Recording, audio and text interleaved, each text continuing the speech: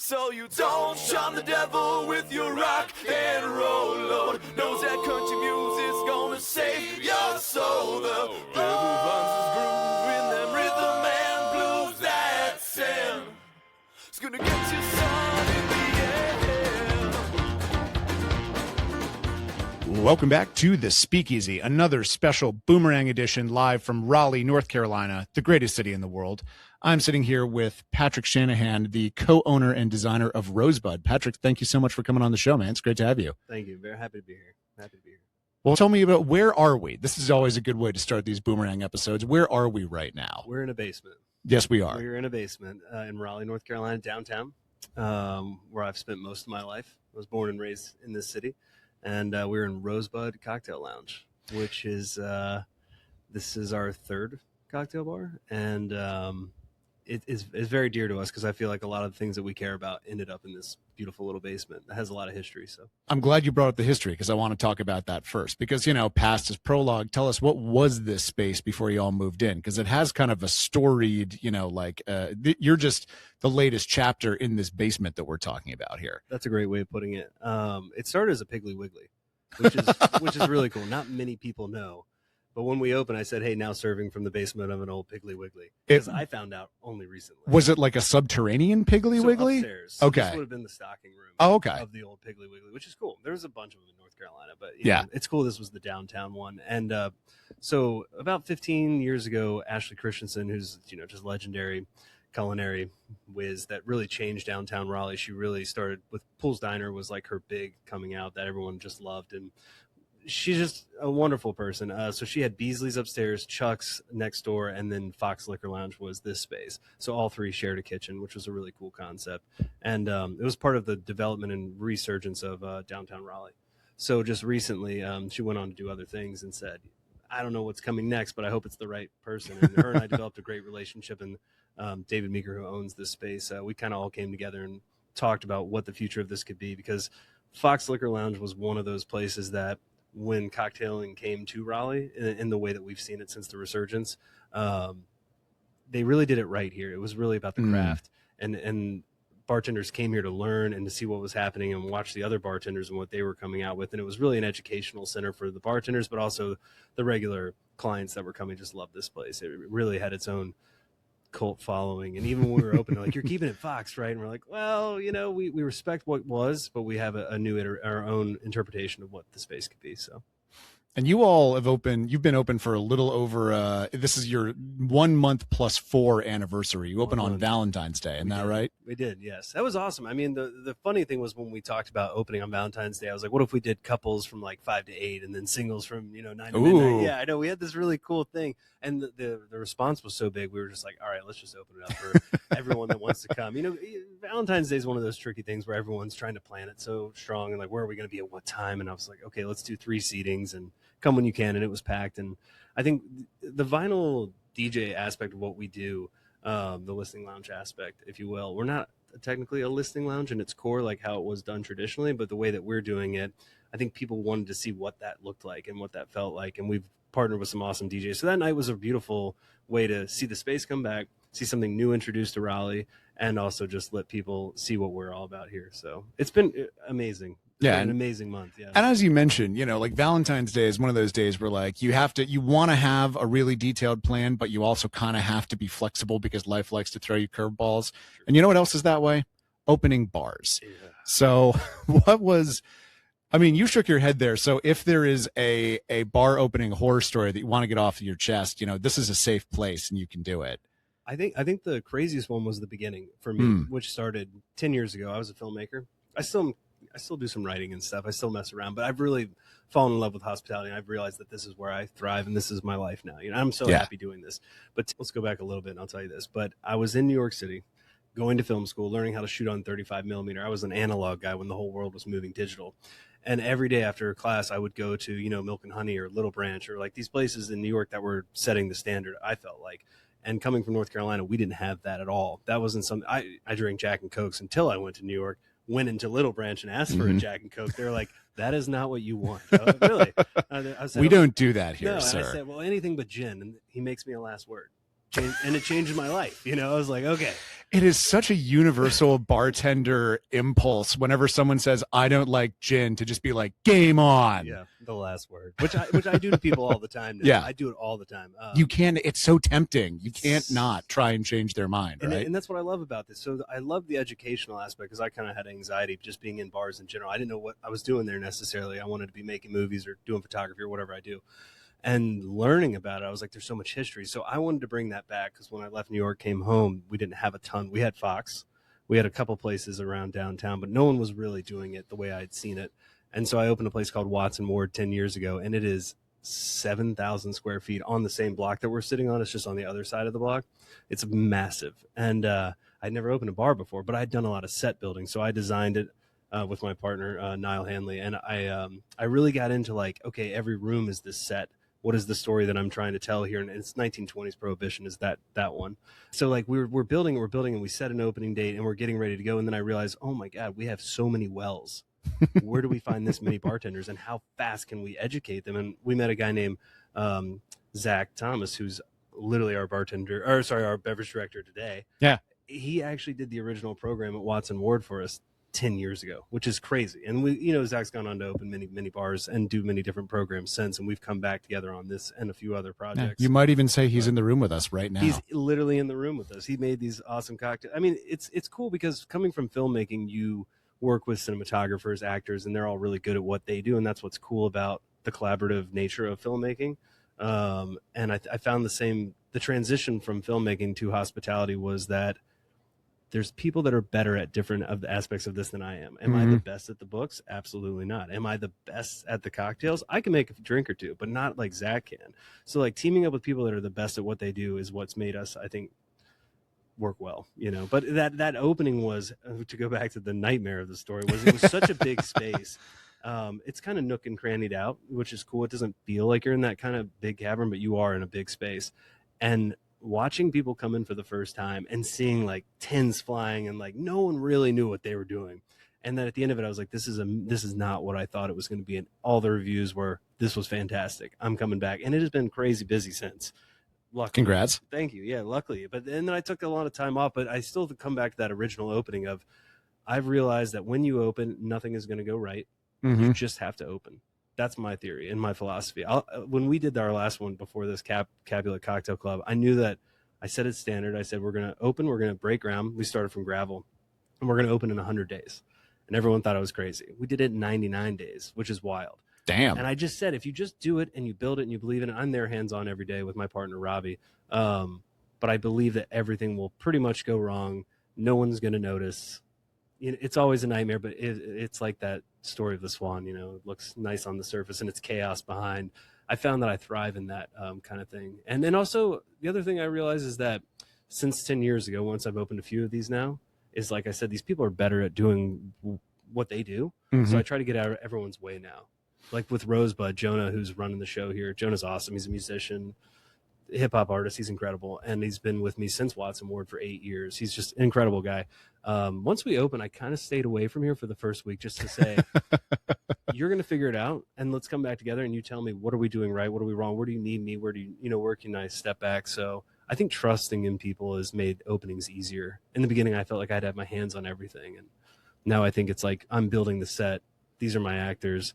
When the people come in, that's our audience. And every night we're putting on that show. And anyway, the film transition has made it easier for me. Well, I definitely want to talk about that. I want to talk about the pre-production, because you said that like your background as like a set designer really influenced this space, and it really shows. But I also don't want these drinks in front of us to get too watered down or warm. So what do we have? Well, first of all, slancha. How fitting of a toast for day after St. Paddy's Day. I know. Well, I mean, I do have this nice green. I don't know if you can see it from here. A nice little green float on top of this one. So what do I have first, and then what do you have? So this is a little Palomino. Most of the cocktails here, it is a savory heavy menu. That's something Zach and I talked about. He wanted to lean into.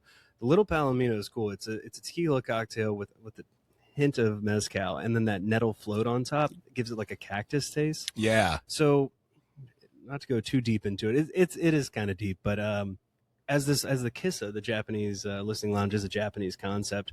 There's this idea about Japanese culture and Western Americanization in the Western culture borrowing, and then Japanese culture borrowing back and forth. So when we did this, we knew it was going to be an Americanized version of this Japanese concept that we wanted to lean into. So there was a big theme in the beginning of like, oh, we wanted to be cowboys and like the Western. And so we think that this drink, the Little Palomino, is the embodiment of like, it tastes like a cactus. I think it tastes like a cactus. So no, it totally does. It's that American West. That was the one cocktail that we knew from the beginning that was like perfect for what we're doing here. And then I'm drinking a Yojimbo highball, which is Yojimbo is a Japanese samurai film that was based off of a Western. And then that also became another Western, which eventually became A New Hope, Star Wars. So there's like so much borrowing between American and Japanese cinema culture, which we love here. And so the Japanese highball is like the drink of the Japanese businessman, you know? So we do it a little differently here, but I think our highball and our Palomino are just like perfect. Zach's so talented, you know? And this is lovely. I mean, this really, I got right off the bat, I got that kind of, cactus taco flavor that you get. There's a few restaurants that are bold enough to do it. If you want to find it, I've found north of the border, you really kind of got to find the taco trucks.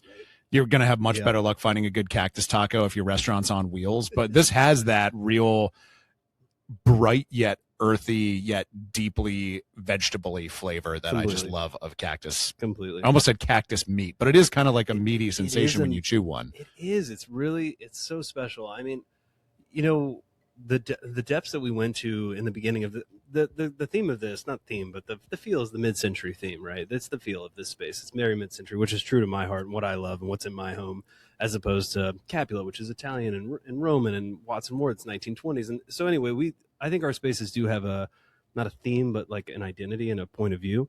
And when we were sitting down in the beginning, I said, I want this to be like a subterranean mid-century basement, like we were all getting together in someone's basement. And so he really leaned into these flavors that were savory and like that harkened back to mid-century like party food. And that's how I think everything kind of came out savory. A very, very unique menu, because it was like, usually you're looking, I think personally, I like balance in a menu, but when I tasted everything, I said, this is fairly savory. He goes, I know, I'm so proud of it. It's like, okay.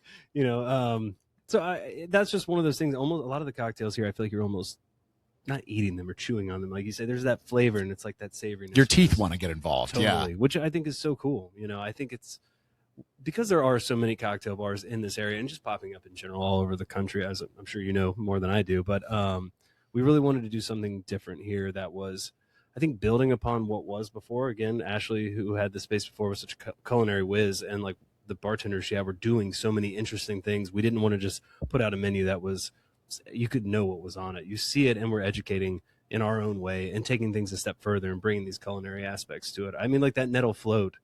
I never even really had nettle. I think the only time I'd ever heard of nettle was in a Harry Potter reference in one of the books. They're talking about nettle wine. I never knew what it was. And I only knew of stinging nettles. And so when I saw a nettle float, I was like, well, this will be interesting. Yeah. I expect it's not going to hurt me too badly. Yeah. No, it's really good, though. It's really nice. Yeah, I know. It's really tasty. Really nice. And this might be a bit of a tangent, but you know what? It's my podcast and I can do what I want. I respect tangents. Let's talk about the savory aspect a little bit, because I feel like there's this kind of sweet spot when you're designing a cocktail bar like this, that you want to be adventurous, but not too adventurous, and accessible, but not too accessible, where you have to find something that can excite the geeks and delight someone who just sort of wandered in off the street not knowing what this was. I think the most evolutionarily successful example of this is mezcal, where that, 15 years ago now, God, I felt old for a second there, a whole human decade and a half ago, when mezcal really crashed onto the scene, it was adventurous and weird and wild enough that the nerds were excited about it, but it was accessible enough. Like basically you could explain it to anyone as like, oh, it's like tequila's smokier cousin. I know a lot of people are going to come after me in the comments, but that's a criminal oversimplification, but that was how it was in 2010. If you weren't there, you're just going to have to trust me. And it feels like savory might be that frontier now, because I'm seeing a lot of places that are leaning into that, a lot of places that have savory forward menus, and hearing that you all are doing that is interesting. And I'd like to pick your brain about how both the geeks and the lay people have been reacting to it. I will say my wife is wonderful, but one of the most lay people when it comes to cocktails, right? I do listen to her opinion, because I think she represents not the layperson, but like the average person. I really do think when it comes to cocktails, she's not going to nerd out with me on it, which is great. She nerds out on her own things, and we get along on. Yeah, I love my wife. well, and the irony of like being in this position that you're in and that I'm in to an extent, is that by the time you're making a cocktail menu, you have the least perspective out of anybody of what a normal person thinks of a cocktail menu. So true. Well, when she came in on opening night on Valentine's Day, it's the first time she ever came down here we just have a 9-month-old, so she's been home a lot, and she knows what I'm doing, but she was excited to come see it. And she looked at the menu and looked at me and said, you need like, the old, you need a vodka, a gin, and a tequila for all of us women that we want these things. And I was like, yeah, just try it. Just try the menu, because those things are in there. They are in there. They're just not the focus. You're not going to get this sweet spritz cocktails that you can get over at Capulet Club. This is a different vibe that is based off of, like I said, those basement parties. We wanted that savory aspect, and that was something big that Zach was leaning into. People have been responding to it really well. I don't think that any drink is comfortably ordered here in a way, except for maybe the highball. The highball might be a comfortably ordered one. It's whiskey soda in its core, right? We do a lot with it that's really interesting, I think, and unique. But I do think that this has been the most accessible drink, and it's interesting that the most accessible drink on this menu is a whiskey cocktail. You wouldn't think that. I personally would think that the most accessible drink on a menu is typically your vodka or your gin. Yeah. Typically, it's like anyone can enjoy that. You can have fun with that. We don't really have anything accessible except that, and it's not necessarily that we're trying to make it a non-accessible menu. It's just that Fox was known for the place that you would see things that you wouldn't see anywhere else, and I think Zach has that kind of depth of knowledge that he's even pushed me. And I'll give you an example. The most savory cocktail is not on our menu.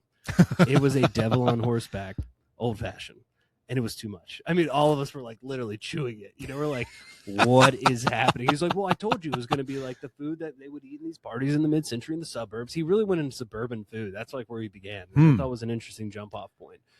That devil on horseback old fashioned was so meaty, like the way it's still drinkable, but it was so intense. I just thought that, like, okay, now we've crossed the line of where I think accessibility for even the geeks is going to rest. I was like, I think it's too far. And we ended up on our Nakashima old fashioned is awesome. It's very Japanese inspired, and it has ube in it, the Japanese sweet potato, and it's great. It's still savory, but that, I think there is an extent where I'm not prepared for the next frontier, which I do think it is savory.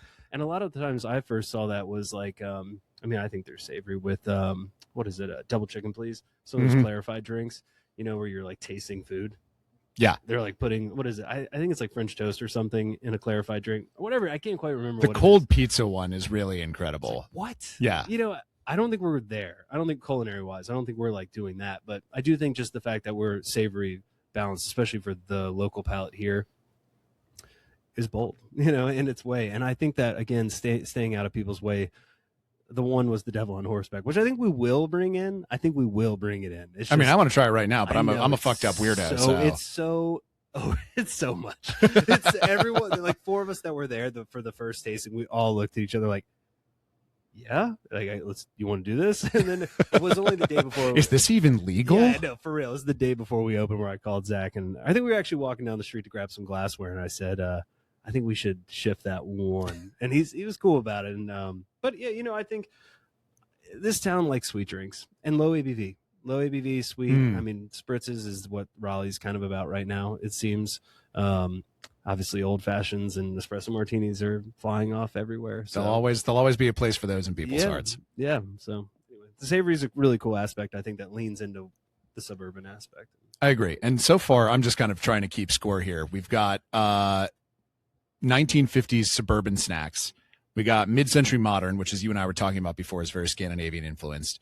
We have sort of like Wild West cowboy culture, and we have Japanese hi-fi lounges. That's a lot of disparate influences to tie together. So you're the set designer. You're putting this place together. How are you weaving all of these threads into one space? So I think to go back to like the film history, I was like a film historian, I guess, when in school, right? I went to NC State for film studies, which no one knew existed. It was like me and 10 other kids watching movies. It was great. I went for political science, and then the advisor was like, you were failing. And I was like, I just want to make movies. They're like, well, we have a film program. I'll just transfer you in there. I didn't tell my family until I graduated. They thought I was in political science, which was really great because my old man's a lawyer. And but in those, I didn't really know what I was going to learn from watching a bunch of movies and writing about it because I really wanted to make them. And at that time, I started making independent movies on 8mm, 16mm, and all that stuff, and fell in love with analog. Like really fell in love. So when I went to New York, actually went to the New York Film Academy, the place you see on buses that like cruises by. At that time, it was in Union Square in Old Tammany Hall, and it was super cool. And everyone was from all over the world. Like I was the only guy from America, I think, in my class. And we learned how to shoot on 35mm. I mean, that was cool. Going to Kodak, literally to Kodak, and buying film, and then going up with the cameras and shooting in New York City, just like rugged and it was such a learning experience. But every day I was in the cocktail bars, right? Every night, and I didn't even know what the education I was getting at night was almost more important, and that these worlds would ever collide, right? But I do think, to bring it back into the design of this, I really loved Westerns and I love Japanese films. And I remember there was a class I took that was half of the semester was on the Western and half of it was on samurai, really Akira Kurosawa. There's other filmmakers that were making films, but the borrowing between the old Western and the samurai film, I think it actually began, if I'm not mistaken, it began with the Western. Like I think it was like a John Ford Western, and then Akira Kurosawa sees it and says, what a great way to tell the samurai film, right? But then he perfects storytelling. Like Akira Kurosawa really developed most of the storytelling, like normal narratives that we see, like, and created his own. Like Rashomon's a great example. But anyway. Well, that's not how I remember it, but go ahead. No. Okay. How do you remember it? Right, it's a Rashomon bit. Oh my God. That just went right over my head. It's been a long day. It has. God, that went right over my head. That's embarrassing. It's all good. Here, have some more cocktail. Cheers. For real. Cheers on that. That was great. So the real one, when you're talking about Seven Samurai, and then obviously Yojimbo, like these samurai films, Yojimbo, and then what Sergio Leone did with all the the man without a name or whatever he was called, the Drifter, whatever they called him. I think George Lucas was sitting in a room and saw all these films the way that I did, but he put it together and made Star Wars, with a little bit of Dune and all these other things. But I have such a love for Star Wars.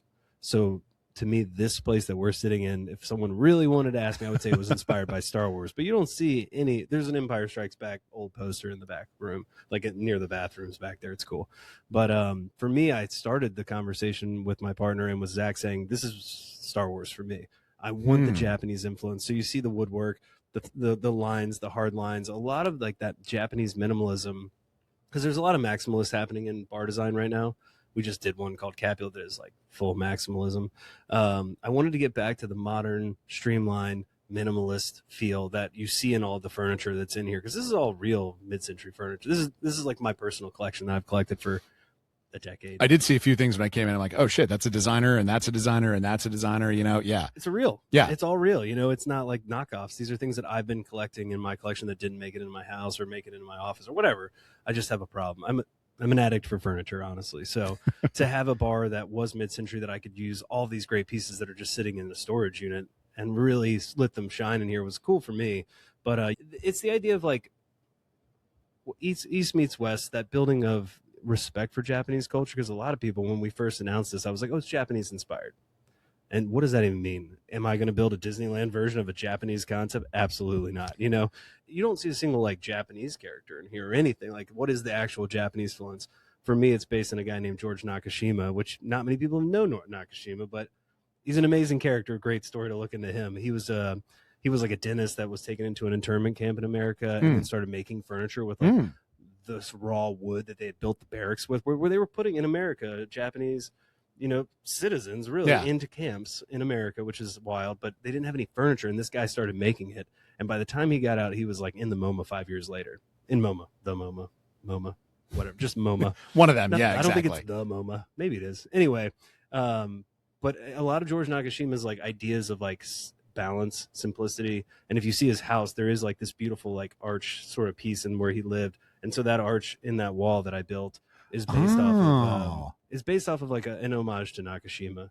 And so there's Japanese elements, but I would never set out to culturally like appropriate something, because I did have a tiki bar once and people were not about it. They loved the bar and they loved the drinks, but as soon as I mentioned tiki, they're like, oh, this is about colonization. I was like, whoa, tiki's about having fun. This was 10 years ago or whatever, you know.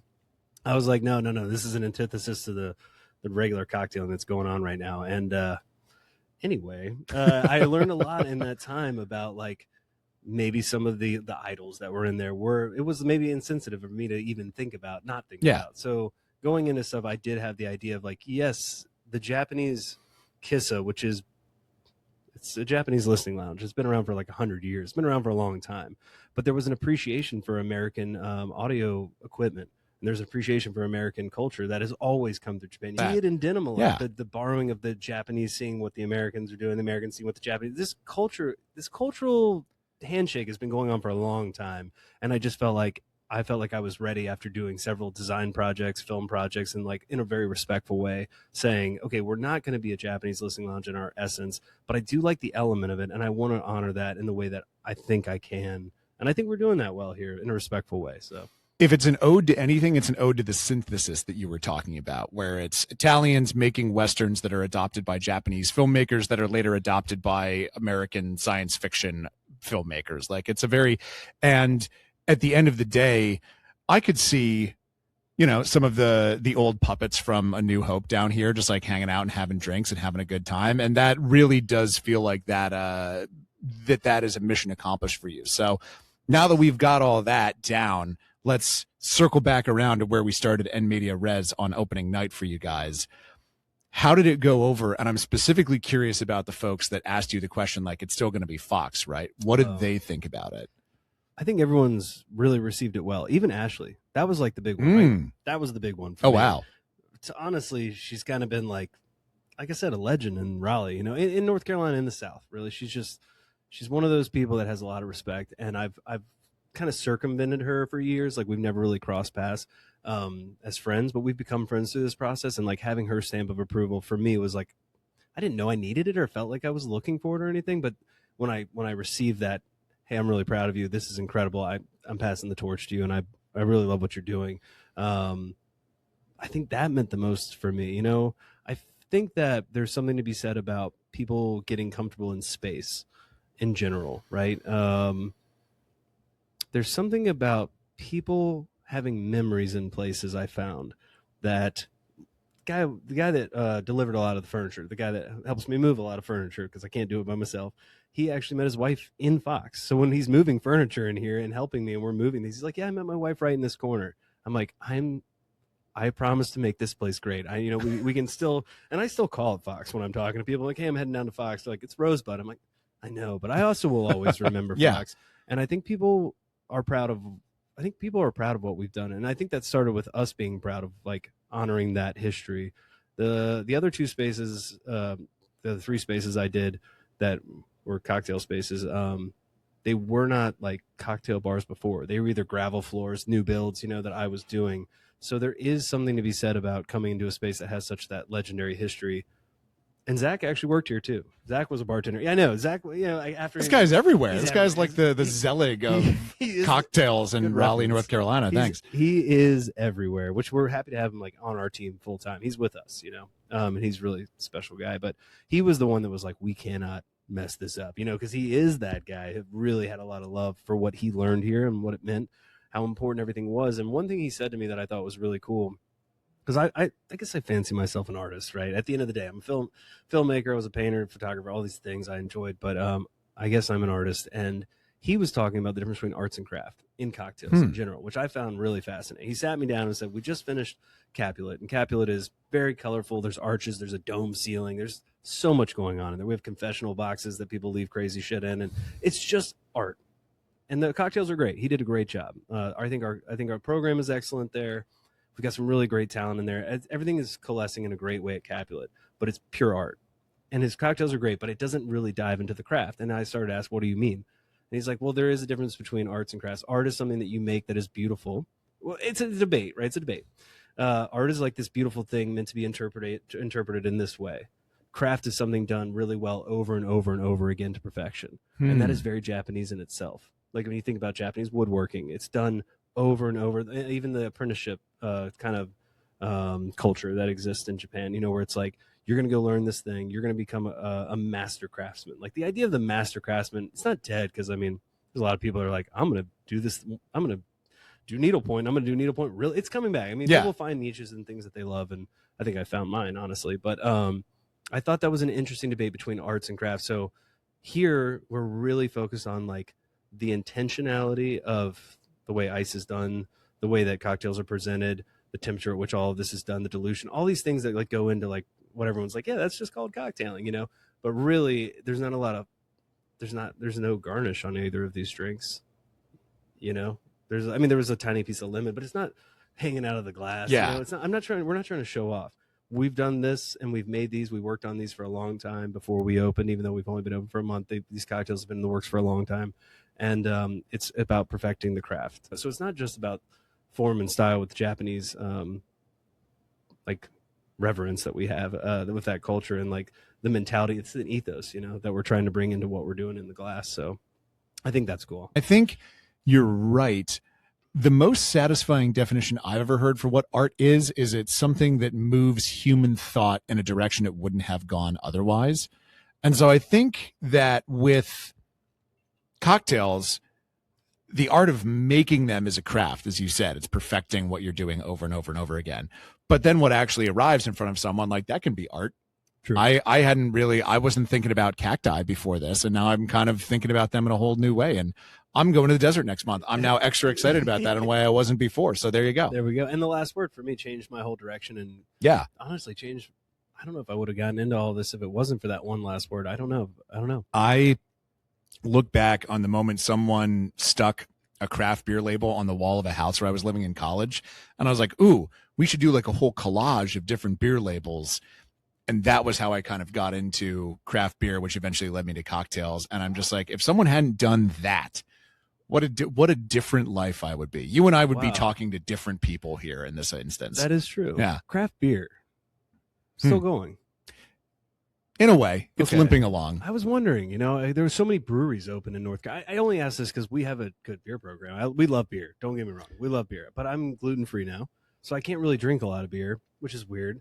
But I haven't been in it, so I'm just asking because you know about it. I think what we're in right now is a bit of a market correction. I think that the United States of America reached a point where it simply had too many breweries. I remember a few years ago, I was driving through rural Virginia, and I remember I started counting in between when I saw signs of other people, and I'm talking not just like a human being on the side of the road or whatever, but like a house or a car or any sort of other business. In between instances of seeing that, I counted 6 breweries, and I was like, this is too much.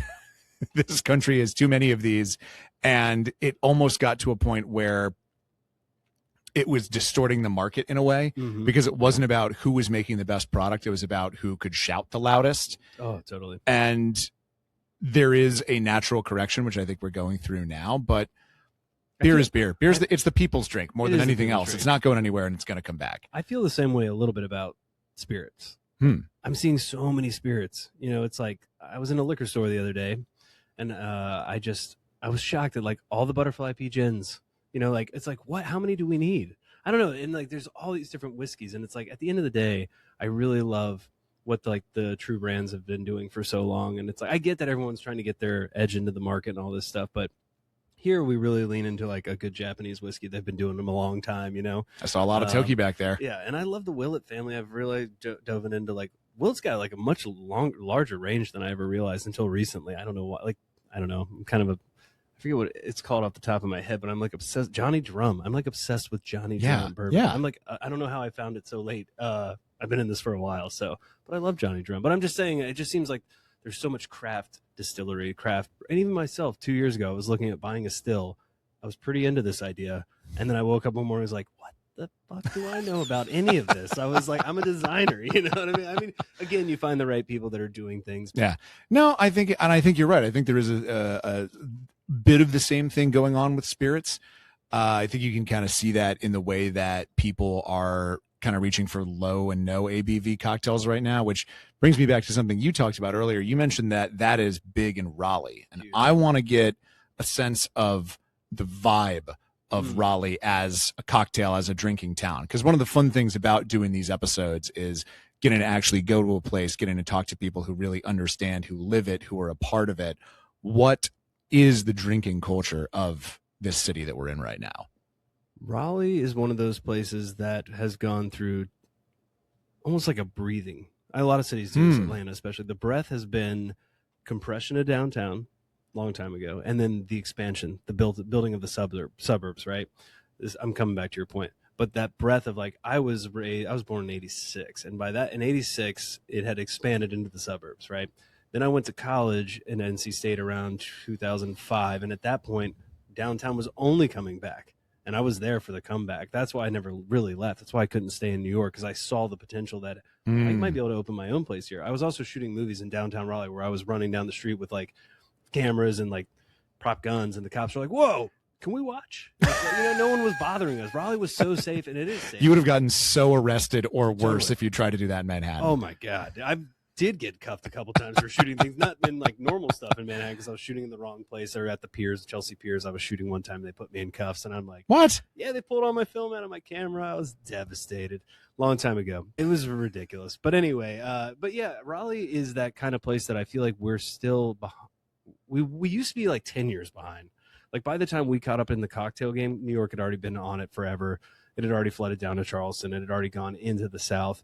New Orleans obviously was ahead of us. We've always been behind, which was nice for me, because by the time I opened my first one, I felt like I was doing something new.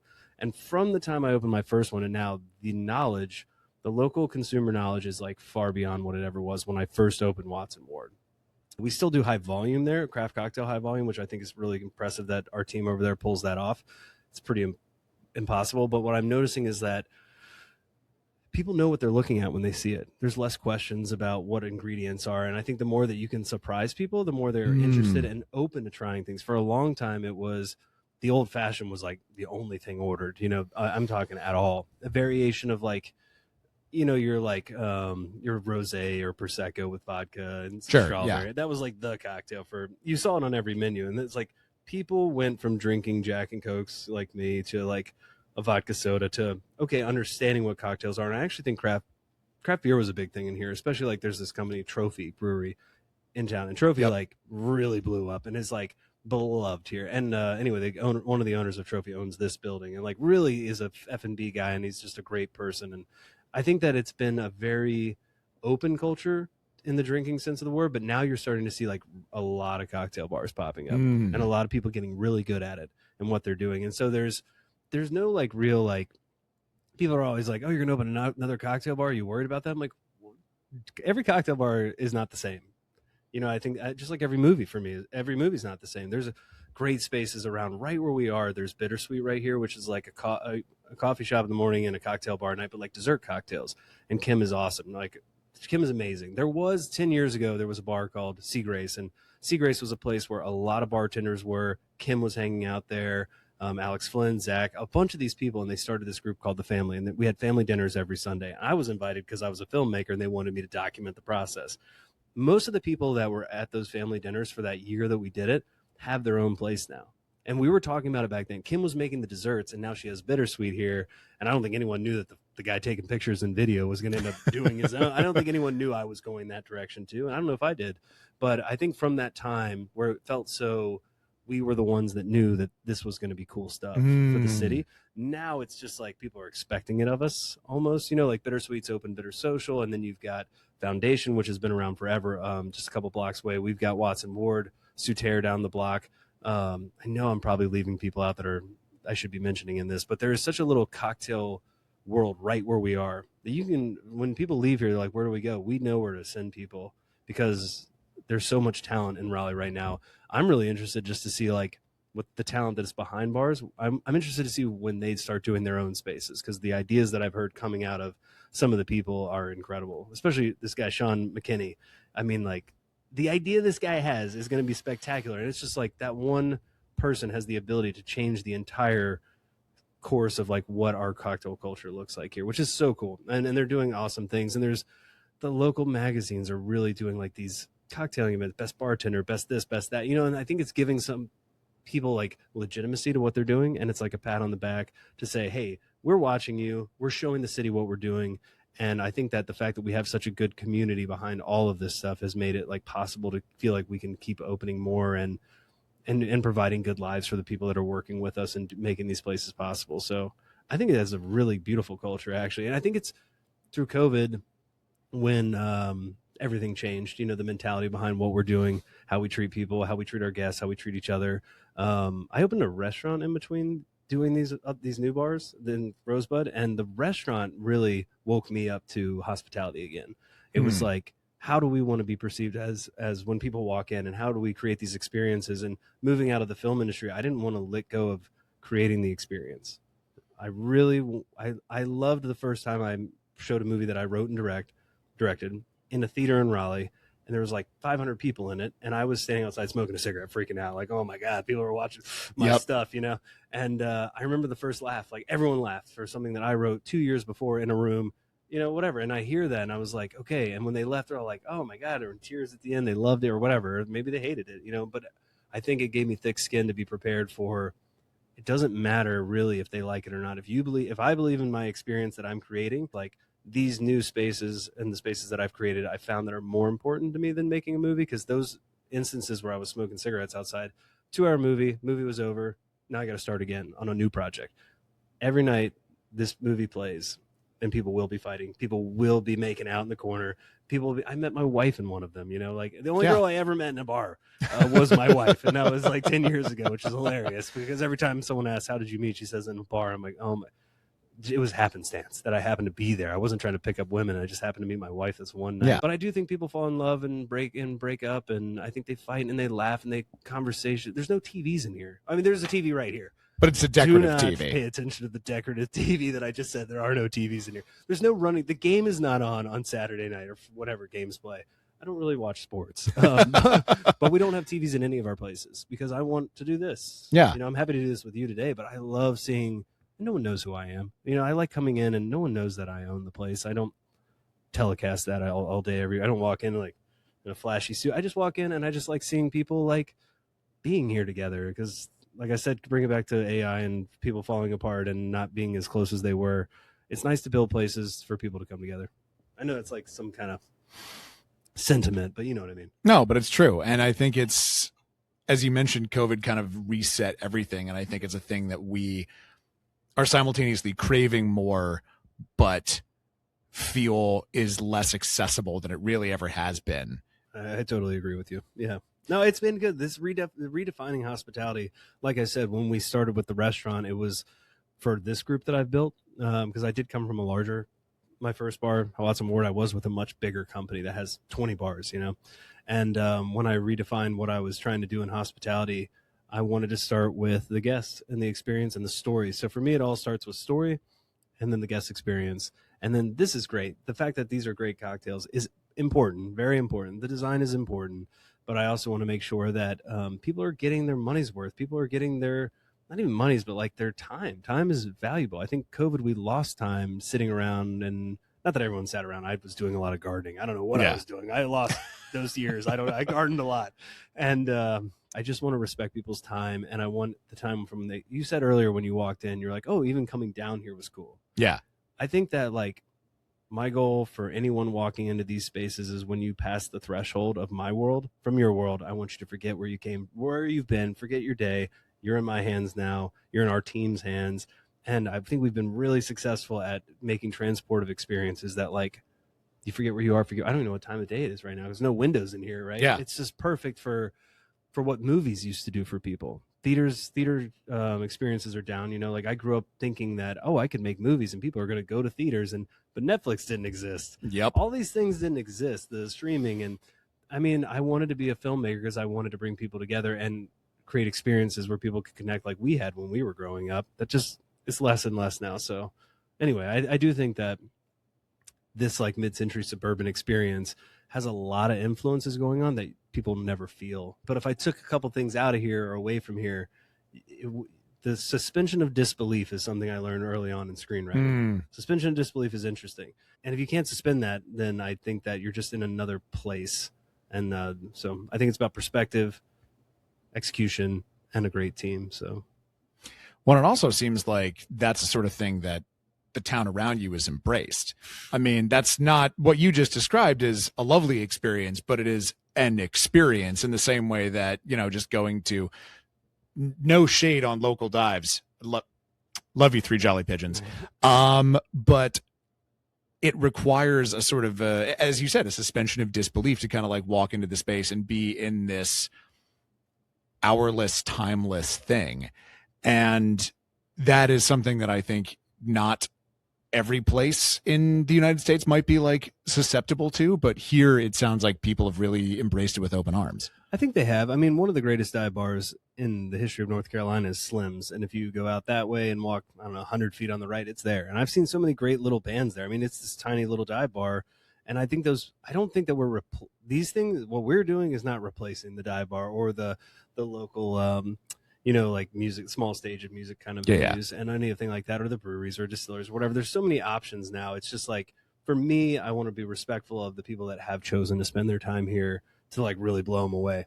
And I'm going to keep doing it. I really have enjoyed, because for me, it's like I told you when the last movie premiered, it's like, oh, on to the next one. For me, there is an element of like, I'm ready to go again. I'm ready to do this again. And what's the next one going to be like? You teed me up so well for our traditional final question. We usually like to end these interviews by asking people, where are you drinking these days? You mentioned Slim's. You can feel free to elaborate on the dive bar. I feel like everyone has good stories about, maybe we need to get another cocktail into you before you tell us stories about the local dive bar. But where are you drinking these days in Raleigh? What are some of your favorite other local spots you want to shout out? I will be honest with you. In the last year, I've had a daughter. I opened a restaurant. Congratulations. Thank you. Congratulations. Thank you. And 2 bars. Congratulations. All in 1 year. Twice. All in 1 year. Damn. I have not been out a lot. Just because I'm liking spending time with my daughter. And also, if having someone like Zach at the helm of the beverage programs, I'm getting to try so many new things that I never would before. So like, I hate to say it, but I spend most of my time in my own spaces, which I know that's weird to say, but I think it's just because they're also new. So April, we opened Peregrine. Opening a restaurant was a wild experience. My daughter was born in June. Capulet opens in November, December, and then now we've opened this in February. I mean, that is like, it's very intense. When I wake up and I'm like, okay, we have a lot to do, because we're a small group. We don't have a lot of people behind us, great people with us, but we're a very small group. But if I had to say a couple places that I think if someone was coming to Raleigh that they should be drinking, Souterre, Bittersweet, Foundation are just like obviously at the top of the list. Those places are just amazing. And also Mr. Henry just opened, who was the guy who gave me that the guy who was making drinks for me in Raleigh at Sea Grace that I told you, that welcomed me into that family group that I mentioned, that said, hey, we'd love for you to come on Sunday, where I really didn't belong there doing what I was doing. I learned a lot from those people, and they really embraced me. And I still feel like I'm an outsider and an imposter in this world sometimes. Like, don't we all, though? I think so, but I think because people are like, wait, he's a filmmaker, he's a painter. Like, what is he doing in our world? I get that a lot from people, but I think that these two are so synonymous. But I do want to shout out Matt Bettinger and Catherine Grace, his wife. Their new bar, Mr. Henry, is really special. It's interesting. So the vinyl, not to go too deep in this, but we're seeing a lot of the vinyl lounge. Even in restaurants now, you're just seeing them. Everyone's got a vinyl setup, right? And I was like really pumped about our setup. And then when I went to Mr. Henry the other day for the first time and saw Matt and I think they had just gotten like best bar that night. It was like an award thing that we went to. They had the sickest vinyl setup that I didn't hear anything about it until I was sitting there drinking, and I'm like looking at the speakers. I'm like, where the hell did those come from? They're like handmade in Australia. It's like, it's cool to see like this, like harkening back to the analog, because I think us being together, cocktailing, I think there's a lot of analog to that. And me being a film guy that was shooting on film way past the time I should have been. I think it's cool to see the vinyl setup. So I do think Mr. Henry is like doing something very right, and it's intimate and it's beautiful and it's really well executed, and his wife designed it. I just think there's like a really deep-seated legacy of cocktailing that started 10, 15 years ago in Raleigh, and to see like all those people that came up in it as bartenders or just like even barbacks that now own their own bars. It's like, it's just cool to see the growth of it. And I want to be the guy that's like, I love the people that are behind our bars. I always talk to them like, what are you thinking? What do you want to do? How can I help pass that on to the next generation and like grow with these people and like keep pushing us forward? So yeah, there's a lot of great options in town. I'm here for another couple of days, so I'm excited to check it all out. If people wanted to follow you, where are you on Instagram.com? Where can people keep up with your exploits? I'm on Instagram at PM Shanahan, PMSHANAHAN. All right. PM Shanahan. What about Rosebud? They on there too? Oh yeah. It's gotta be Rosebud Raleigh. Rosebud Raleigh. Yeah. Do you TikTok? I do not TikTok. I don't TikTok. I'm 39, and I think it was at the point where like we had Facebook, we had Instagram, and it's like, what? I don't- Another yeah. one? I was like, I cannot do it, you know. But people show up to the bars all the time, like, you're trending on TikTok. I'm like, I don't even know what that means or how we ended up there, but that's cool, you know. I was like, that's great, you know. Just as long as people are coming and not just my fear is like, oh, I've seen it here, so like, do I have to go be there? I there's a bit of that, you know. I've seen it. Like, you haven't seen it until you've been there and tried the drinks and felt the air.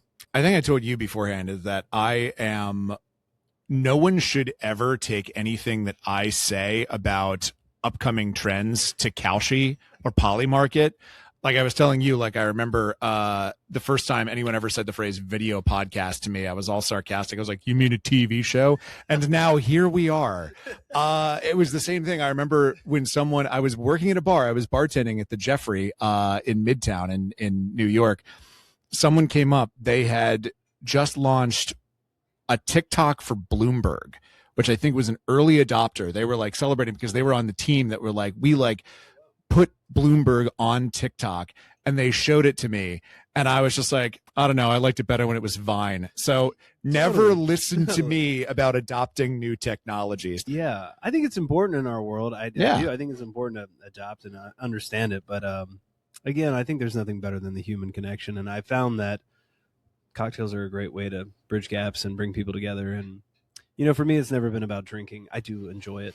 But I thought that I went from drinking a lot in college every night, where it was like, not every night, but when I went out to drink, I was drinking a lot. Yeah. And it never felt like it had purpose or like meaning. I was just like, So I had other vices that I found in college that I enjoyed a little more, that were a little more relaxing.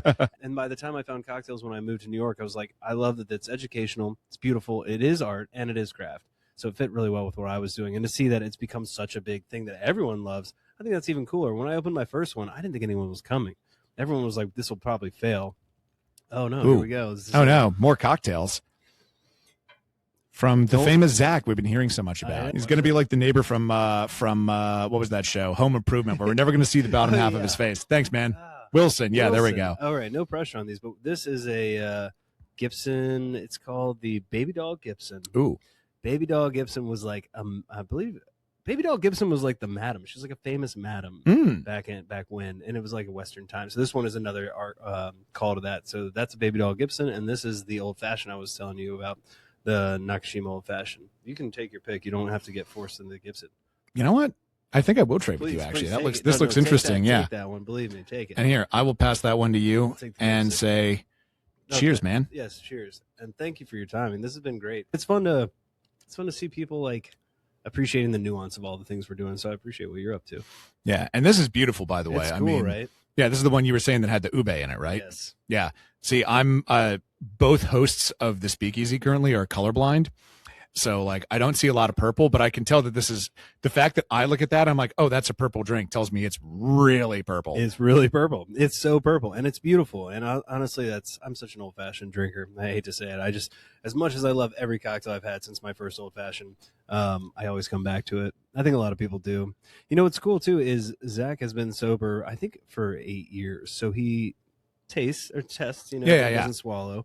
Everything he's made has been tasted, but not like consumed, you know. So it's impressive that he's able to do that. I think it's really interesting having a sober beverage director. Yeah, it's impressive.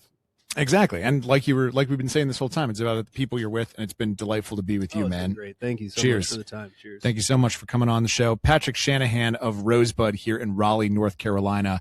That is going to do it for us today on the Speakeasy. Thank you so much for tuning in, and we will catch you next time from the next greatest city in the world. But until that day, cheers, everybody.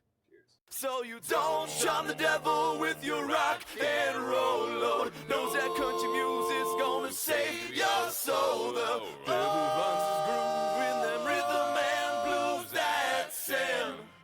It's gonna get you